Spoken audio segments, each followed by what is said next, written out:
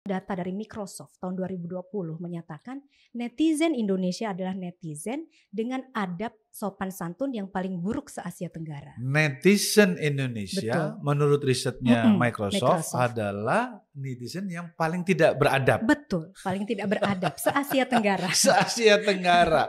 Itu in term of apa nih Mbak Ayu? Kan ada parameternya dong. Iya.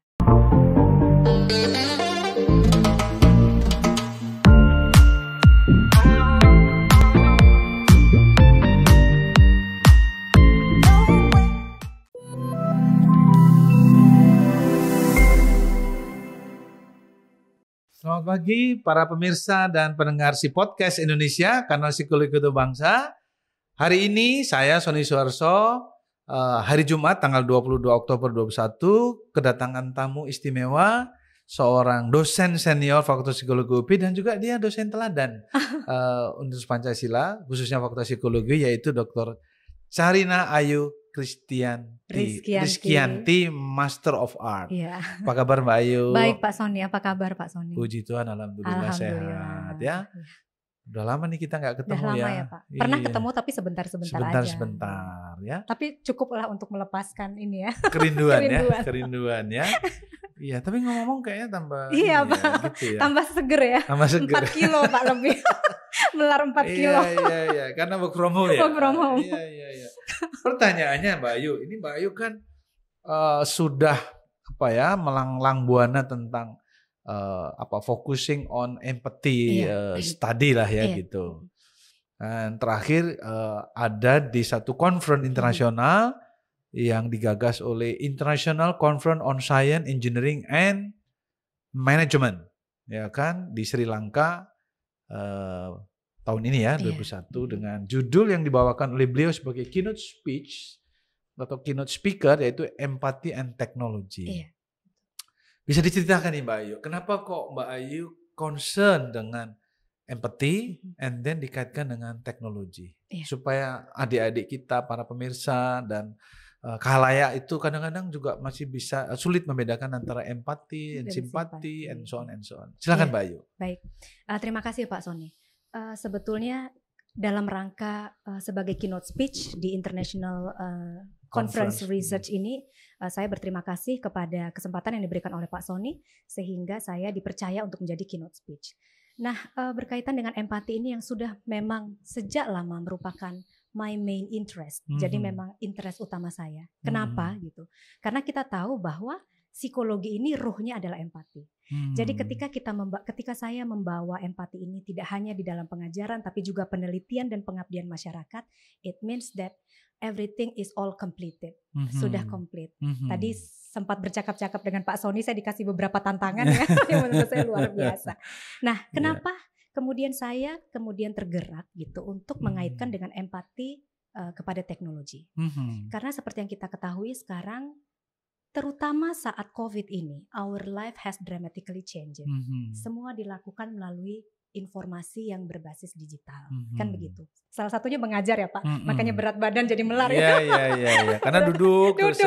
Padahal kerjanya sampai malam gitu. Iya. Nah itu menjadi satu concern saya karena sekarang bukan hanya anak muda, tapi juga orang-orang dewasa ini lebih banyak menggunakan gadgetnya. Salah satunya pekerjaannya juga banyak sekali dilakukan melalui media sosial. Melalui medsos ya, bisa melalui Facebook, gitu betul, ya, melalui betul. Google SNS, Classroom. Betul, networking sites. Jadi social networking site. Artinya kita di sini ingin tahu, karena banyak penelitian sebelumnya menyatakan bahwa teknologi ini bisa membuat empati ini turun, merosot, turun, bahkan hilang, bahkan fade gitu. Apakah memang demikian? Karena kehidupan nggak bisa kita kendalikan ya, nggak bisa kita stop bahwa ini akan terus berlanjut. Teknologi arus informasi itu rapidly changes. Jadi ya kita harus deal with these issues, harus kita hadapi, overcome with these issues. Sehingga saya di sini mencoba untuk terus berkecimpung di dalam riset mengenai empati ini dan mendapati hasil-hasil yang luar biasa. Bahwa ternyata teknologi ini seperti yang Pak Sony katakan tadi, tujuannya kan membantu memudahkan kinerja manusia, kehidupan manusia. Artinya ini sesuatu yang positif. Tapi kenapa bisa menjadi negatif? Pasti ada sesuatu hal di situ. Nah, tadi Pak Sony sudah katakan berkaitan dengan konten, gitu kan. Oleh karena itu saya sangat-sangat concern di bidang ini. Artinya ketika salah satu data dari Microsoft tahun 2020 menyatakan netizen Indonesia adalah netizen dengan adab sopan santun yang paling buruk se-Asia Tenggara. Netizen Indonesia menurut risetnya Microsoft adalah netizen yang paling tidak beradab. Betul, paling tidak beradab se-Asia Tenggara. Se-Asia Tenggara. Itu in term of apa nih Mbak Ayu? Kan ada parameternya dong. Iya. Jadi ada salah satunya adalah bagaimana mereka menuangkan tentang hate speech, hoax, dan adab sopan santun tadi, gitu. Padahal konon katanya Indonesia terkenal bangsa yang ramah tamah, yang sopan. Itu kok bisa terjadi seperti itu? Nah, kenapa? jadi kan kita ingin tahu di sini apa, ada apa. Jadi ketika saya lihat lagi apa sih hasil dari Microsoft. Meskipun semua orang banyak yang menyatakan itu mah buat-buatan, itu macam-macam lah. Tapi sebagai peneliti atau ilmuwan, kita di sini kan ilmuwan, kita kan bergerak berdasarkan data. Betul. Selagi data itu memang terlampir dengan sangat transparan, artinya kita sudah harus concern dengan itu. Berarti ada sesuatu nih, gitu. Nah kemudian dilihat lagi yang paling saya concern adalah usia, Pak. Usia. Jadi katanya yang paling tidak sopan itu adalah adulthood. Kalau di dalam psikologi perkembangan ini usia-usia sekitar dewasa muda. Iya, dewasa muda ke atas. Kemudian yang kedua adalah adolescence. Remaja. Artinya kalau tidak kita didik mereka ini, remaja-remaja kita ini termasuk mahasiswa kita, tidak kita berikan edukasi yang jelas, they become worse than this adulthood, gitu, untuk kedepannya. Jadi jangan sampai Indonesia ini netizennya malah paling buruk seluruh dunia, kan jangan sampai begitu. Sementara value dari bangsa kita ini kan luar biasa bagusnya gitu, indah sekali. Nah itu kan artinya bangsa-bangsa lain juga mengalami yang sama ya Mbak Ayu, kan juga diserbu oleh teknologi, globalisasi. Sementara Indonesia sendiri konon adalah bangsa yang ramah, bangsa yang baik kan gitu ya. Nah dengan diserbu teknologi sama seluruh dunia, tapi kok kita paling worst, berarti kan kalau secara ketahanan nasional tuh kita paling rapuh. Betul. Kita paling tidak resilient terhadap serbuan itu. Gimana menurut Mbak Ayu? Informasi. Kalau saya melihatnya dari sudut pandang bidang saya, psikologi perkembangan. Jadi memang di sini kita perlu perhatikan ada yang sangat lag Pak, dimulai dari keluarga. Gitu. Keluarga. Iya, dari keluarga. Apa sih sebetulnya value yang ditekankan oleh keluarga ini? Jadi jangan hanya literally keluarga ini kemudian memberikan atau berharap kepada sekolah atau kampus untuk mendidik anaknya sehingga ketika anaknya pulang anaknya sudah berhasil. Kompetensinya bagus baik dari attitude, knowledge dan skill. Padahal attitude itu berangkat dari rumah. Karena itu kalau Profesor Dr. Thomas Likona menyatakan pendidikan yang tidak didukung dari rumah itu akan hancur. Gitu. Jadi ya seperti yang tadi saya sudah berbincang-bincang dengan Pak Sony juga kan, bahwa kita tahu pendidikan kita lebih mementingkan masalah kognitif. Artinya ketika kognitif ini yang disasar terus, salah satunya arus informasi ini nggak terbendung. Karena kita nggak punya sikap tadi, salah satu yang Bapak bilang, kok jadi kita nggak resilient ya, kita nggak punya ketahanan ya untuk menginikan diri kita menghadapi itu. Sementara kalau di luar negeri sebaliknya, terutama di negara maju. Karena tadi itu bahwa pola pendidikannya lebih menekankan pada aspek-aspek kognitif ya. Kalau di luar negeri lebih di attitude-nya. Awalnya attitude-nya dulu yang ditekankan. Makanya, karakternya betul, karakter. Makanya kita sering, mungkin teman-teman yang akrab di media sosial, Instagram kan sering lihat informasi bahwa kalau di Jepang itu untuk SD tuh yang diajarkan itu karakter dulu. Ngantri, iya, gitu ya, ngantrinya dulu dan lain-lain. Sementara kalau kita kan sudah langsung calistung. Betul, calistung. Saya juga mendapat informasi itu dari mahasiswa kita ya, salah satu yang kita banggakan ya Pak ya, yang sekarang sudah bekerja di salah satu tempat gitu, di salah satu tempat pendidikan anak. Dia menyatakan bahwa kalau orang tua yang dari ekspatriat, kalau menjemput anaknya sekolah yang ditanya anaknya sekarang perilakunya bagaimana, Kelakuan lu ngapain iya lu anak selama saya ini ya, gimana, kira-kira gitu betul. ya. Tapi kalau orang tua dari kita Di yang Indonesia Indonesia menyatakan anak saya udah bisa baca apa-apa. udah kenal huruf apa gitu. Mm-mm. Jadi I think that explanation make everything confirmed gitu. Sudah confirm bahwa ada sesuatu nih yang perlu kita benahi. Tapi sebenarnya kan pertanyaan dua-duanya kan baik juga toh. Betul. Bisa apa? Oke. Ngapain aja juga oke kan gitu. Betul. Maksudnya dua-duanya ya. Dua-duanya. Bisa apa betul. dan tadi kamu berbuat baik apa saja gitu ya. Kira-kira gitu ya Mbak Ayu. Nah, empati itu sebenarnya given atau bisa dipelajari Mbak? Bisa di-develop? Iya.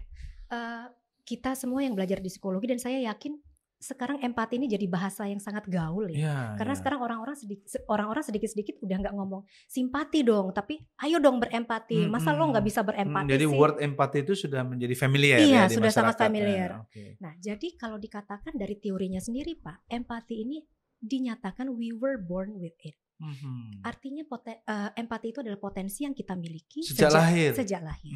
Terbukti dari hasil eksperimen ketika seorang bayi yang tadinya tidak menangis diletakkan di sebelah bayi yang menangis, maka dia akan menangis juga. Itu bukan imitasi ya? Bukan, karena kalau secara kognitif imitasi itu punya beberapa proses. Prasyarat. Dia harus menangkap dulu, memprosesnya, mengkodingkannya dan retrieval dan kemudian menyampaikannya lagi. Jadi prosesnya panjang. Dan di anak bayi itu nggak jalan. Baby cannot do that. Karena volume otak bayi belum sepenuhnya berkembangnya nanti, sempurnanya saat remaja. Gitu.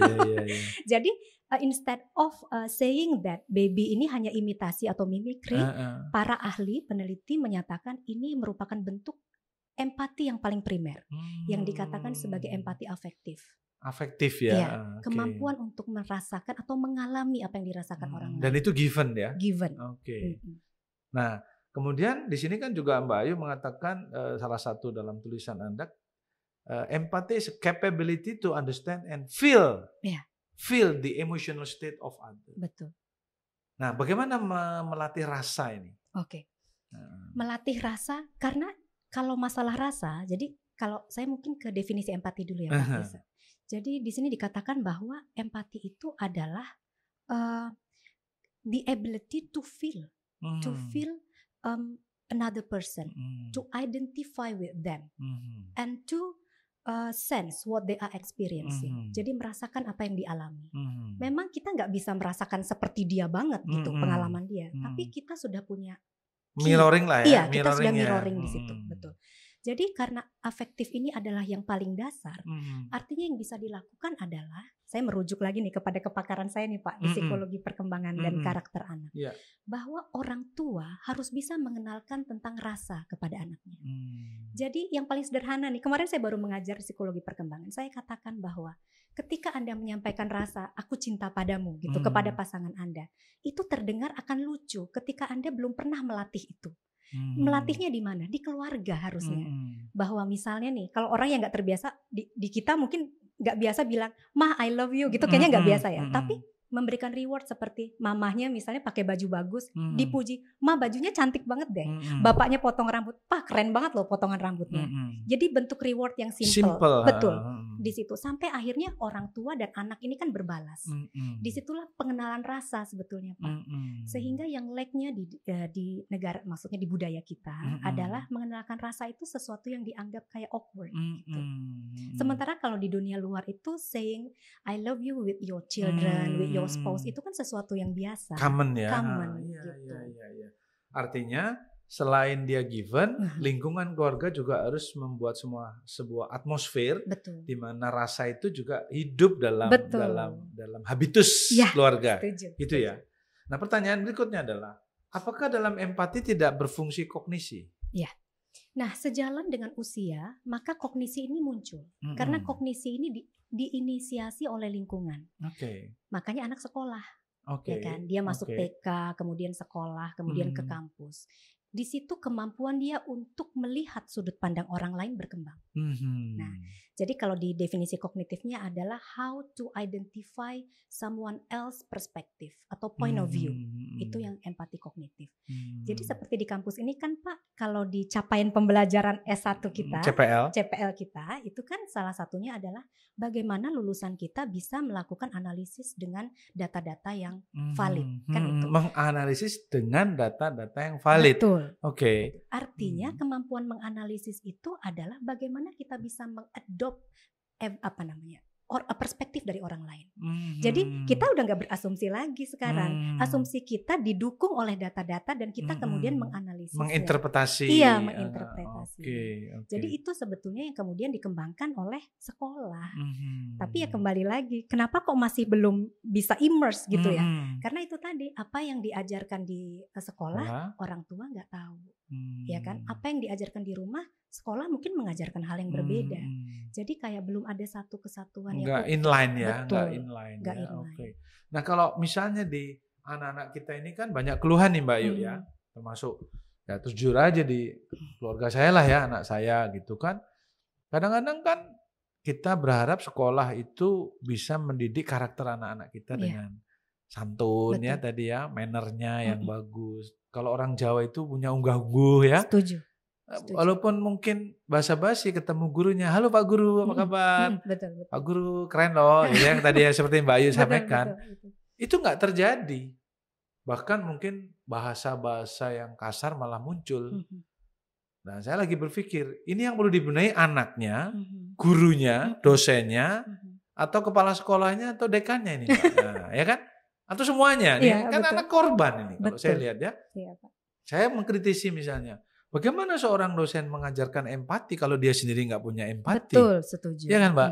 Betul. Adik-adik kita kan tadi itu output dari kita, ya, impact dari kita yang ajarkan. Nah, gimana menurut Mbak Ayu? Iya, jadi memang tantangan terbesar di dunia pendidikan adalah kita sebagai pendidik bisa menjadi role model. Kan di situ sebetulnya tantangannya, the highest. Tapi itu kan normatif, role model. Karena how to be a good role model. Karena itu harus ada indikator-indikatornya, kan seperti itu Pak. Nah jadi kalau dibilang bagaimana misalnya menjadi role model di dunia pendidikan, ya jelasnya kita melakukan apa yang kita minta ke mereka, betul. Kita harus melakukan. Jadi kalau misalnya kita bilang, mahasiswa analisis jurnal ya, jangan cuma disuruh analisis, tapi berikan contoh how to analyze this literatur review. Iya, literatur review. Kerjakan bersama-sama. Karena itu seorang pendidik bukan cuma hanya pengajar, tapi dia juga sebagai motivator, sebagai problem solver, facilitator, coach, dan guide. Ya.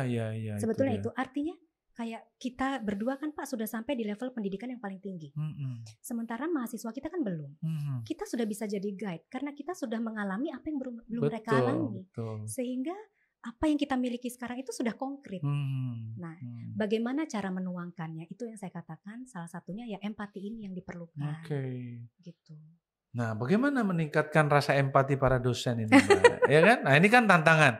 Saya challenge tadi itu bahwa bagaimana Mbak Ayu mau jadi guru besar di bidang empati, ya kan, terkenal di Indonesia dan di dunia, tapi membangun budaya empati di kampusnya sendiri gagal. Nah, misalnya ya, ini pertanyaan autokritik lah ya.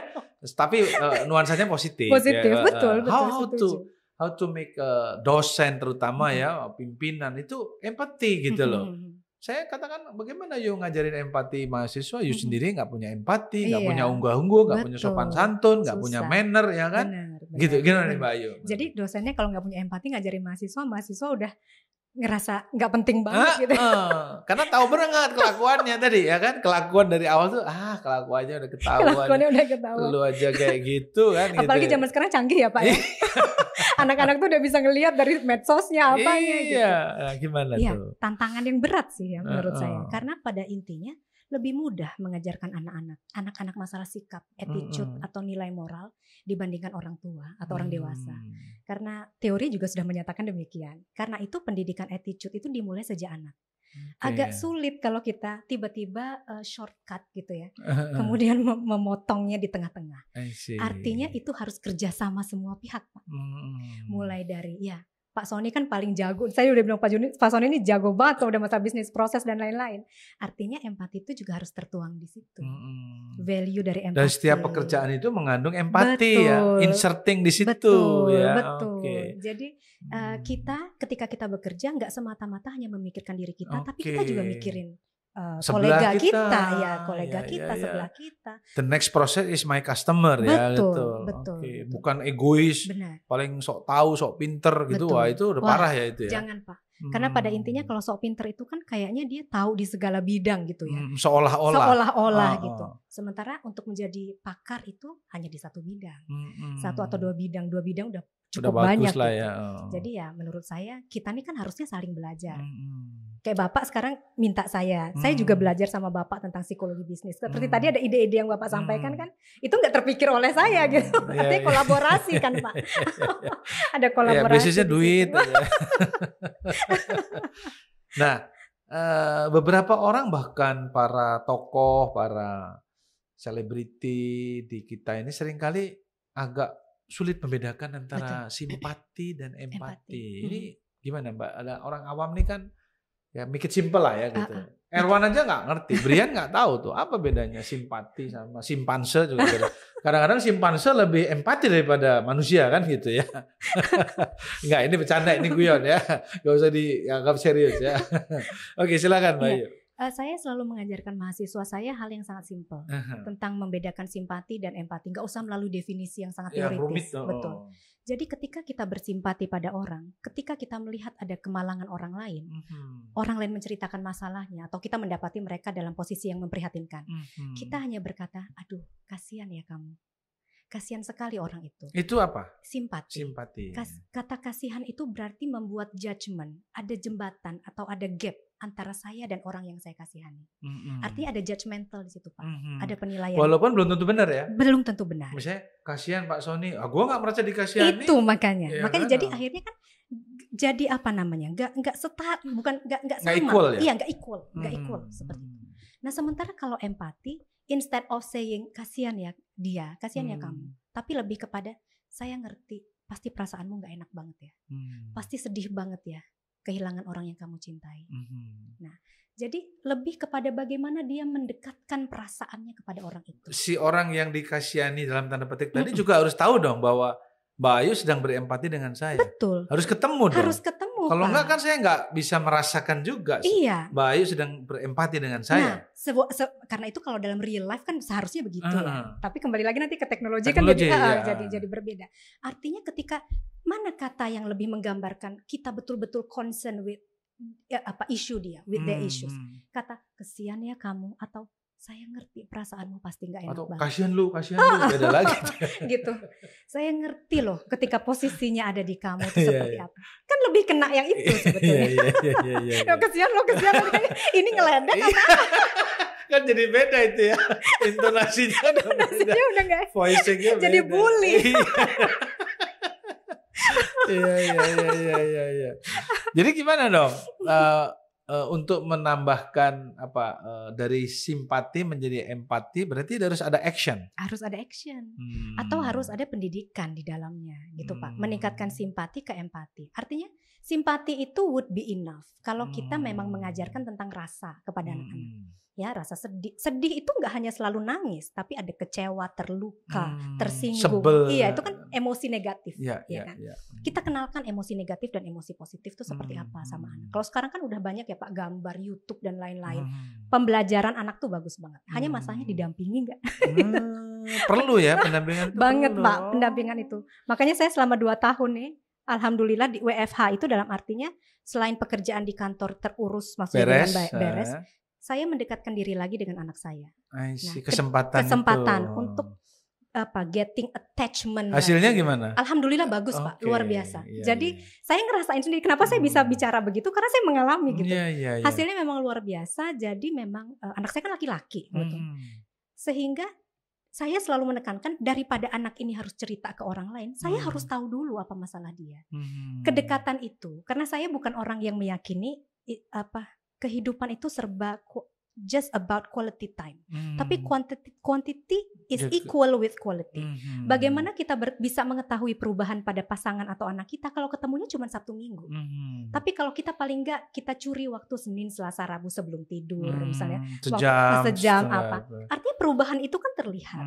Nah, jadi balik lagi ke situ bahwa ya harus ada pembiasaan, kedekatan, mendekatkan lagi gitu, mendekatkan diri, attachment gitu ya. Sehingga anak itu bisa berempati terhadap ini seperti yang di sini Pak.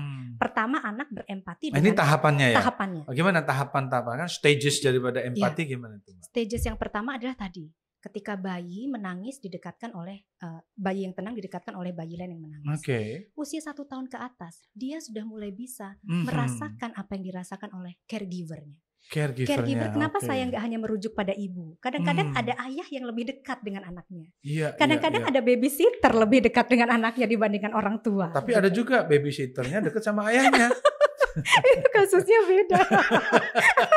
Lah itu kan bagian daripada empati yang harus diselesaikan. Stagesnya Pak. Stagesnya anak. Loh itu side impact-nya juga loh Mbak Ayu. Itu faktor situasional berarti Pak. Iya itu juga harus diantisipasi. Betul. Jangan sampai antara ayah dengan babysitter empatinya lebih tinggi daripada anak dengan babysitter. Ini guyonnya ya. Jadi seru kan kalau kayak gitu. Nah jadi anak ini sudah mulai bisa berempati terhadap siapa orang yang paling dekat. Makanya keluarga di sini jadi tonggak Pak. Nah ketika itu dia masuk TK, dia sudah mulai bisa menunjukkan empati yang sederhana dengan temannya. Artinya gini, ketika dia mendapatkan sesuatu yang bagus, dia ingin temannya juga merasakan apa yang dia. Jadi di gambar ini kan dibilang. Nah berarti kalau gitu saya potong sedikit. Silakan. Empati itu kontraproduktif dengan kompetisi. Kompetisi in terms of apa dulu Pak? Ya misalnya kalau tadi, jangan gue juara nggak enak, nggak apa-apa lah kita sama-sama pinter yuk. Jadi kan dia mau berbagi tapi tidak dalam rangka untuk membunuh prestasi temennya. Tapi udahlah nggak apa-apa nih kalau lu sini gue ajarin. Nah, jadi dengan empati prestasi tetap bagus tetapi kompetisi menjadi berkurang. Itu benar nggak? Kalau menurut saya tidak begitu. Enggak. Karena ketika kita bicara dalam hal kompetisi itu hal yang sangat-sangat objektif. Artinya semua orang punya hak di situ untuk berkompetisi. Ya kan Pak? Masing-masing dengan apa yang dia miliki ketika dia ingin berkompetisi. Bukan berarti karena dia punya, nah ini tujuannya nih apa nih kompetisi? Tujuan untuk menjatuhkan orang yang dia nggak suka misalnya, atau memang dia mau untuk achieve gitu, achieve dirinya sesuai dengan apa yang dia miliki. Jadi saya lihat perlu dilihat motifnya juga Pak. Ya misalnya kayak di sekolah kan tujuannya atau objektifnya kan ranking 1 supaya bisa ini, bisa ini, bisa ini banyak itu kan. Nah, pertanyaannya kan apakah antara empati dengan kompetisi itu inline satu jalur atau dia apa istilahnya berhubungan negatif. Semakin tinggi empati, kompetisi semakin turun. Sebaliknya semakin empati itu rendah atau semakin kompetisi meningkat, empati makin turun. Kalau saya melihat sesuatu yang berbeda sebetulnya Pak. Karena kedudukan empati itu bagaimanapun juga adalah pemicu karakter-karakter lain positif tuh masuk ke situ. Sehingga kalau memang dia berkompetisi dalam artian malah gini, kadang kita ingin menunjukkan kemampuan kita supaya kita bisa memberikan yang lebih besar bagi orang lain. Betul, kemanfaatan yang lebih besar bagi orang lain. Betul. Artinya itu kan yang dia bawa empatinya. Gitu. Jadi merujuknya ke situ. Tapi kalau memang dari single factor tadi tujuannya ada yang sesuatu hal gitu kan, yaitu atau gitu. Kompetisi yang empati. Itu tadi buat marah yang empati, kompetisi. Iya, betul. Itu mungkin terminologi yang perlu diterus-teruskan dikembangkan tuh, Mbak. Dikembangkan ya siap, kan. Jadi memang agak paradok menurut saya, tapi menurut Mbak Ayu enggak, itu bisa paralel kok. Betul. Ya kan? Betul, nah, betul. itu kan yang konsep yang perlu di. Nah, jadi kalau simpati lebih kepada berhenti sampai pada apa? Penilaian bahwa dia judgment. Tapi judgment itu bisa positif bisa negatif. Dalam hal ini itu positif. Betul. Jadi sebetulnya ya namanya judgment kan Pak. Penilaian itu kan bisa positif dan negatif akhirnya. Gitu. Tapi yang penting adalah bagaimana meneruskan simpati ini supaya bisa end up-nya di empati. End up-nya malah di perilaku prososial kan. Bertindak langsung dengan action tanpa mengharapkan bahwa orang itu akan memberikan feedback yang atau imbalan ya. Kalau dalam kemanusiaan kan begitu ya. Iya. Jadi dari empati dikembangkan bisa bertahap menjadi altruism ya. Kemudian motivasi ya, altruism itu kan motivasi untuk membantu, kemudian baru muncullah prosocial behavior. Langsung ke actionnya, perilakunya. Betul. Nah tadi kan tahapannya kan belum lengkap tentu Mbak Ayu. Tahap pertama baru apa tadi itu? Tahap ketiga tadi. Sampai tahap 3. Tahap ketiga sampai di anak TK, anak usia TK kurang lebih ya, preschool gitu, bahwa dia mampu untuk memberikan apa yang dia miliki yang terbaik. Sharing, berbagi. Jadi kan, ayo kalau di TK tuh kan ada ya Pak, hari ini kita bawa kue apa, teman-teman ntar tuker-tukeran. Itu kan sebetulnya exercising empathy ya, berbagi. Kadang ada anak yang karena punya suka banget, dia nggak mau berbagi sama temannya. Nah, guru menetapkan direction bahwa ini waktunya berbagi. Nah, hal-hal seperti itu. Jadi kan perlu masih ada stimulasi ya Pak ya. Bahkan orang dewasa pun nggak bisa berbagi ya. Kadang-kadang ya. Kan kalau dalam beberapa betul. Terutama di aspek politik ya, kadang-kadang the winner takes all. Nah, the winner takes it all. Jadi yang kalah udah nggak dikasih apa-apa tuh. Bahkan yang nggak milih dia jalannya buruk pun dicuekin sama dia kalau dia bupati. Nah, itu kan berarti nggak empati ya. Iya, betul. Sudah jelas. Sudah jelas tuh ya. Nah, tahap keempat apa nih Mbak Ayu? Tahap keempat ini sebetulnya adalah tahap yang kita bisa masuk yang namanya empati kognitif. Bahwa kita sudah bisa memahami sudut pandang orang lain. Memahami sudut pandang orang lain kan sebetulnya nggak harus dengan tatap muka atau bicara begini. Dari tulisan orang kita jadi tahu. Kenapa orang itu menulis misalnya di kalau sekarang koran mungkin udah nggak begitu nih apa ya. Maksudnya di platform virtual gitu tentang opini dan lain-lain. Kita kan sudah bisa membaca sudut pandang orang ini maksudnya apa. Pikiran dia apa sih? Betul. Betul. Jadi itulah empati yang tertinggi sehingga sampai kepada bahwa kita concern tentang kemalangan orang lain meskipun kita sama sekali nggak mengenal dia, meskipun kita nggak punya hubungan dekat, bahkan berjauhan. Oke. Baik pemirsa dan para penonton Si Podcast Indonesia, kanal Psikologi untuk Bangsa.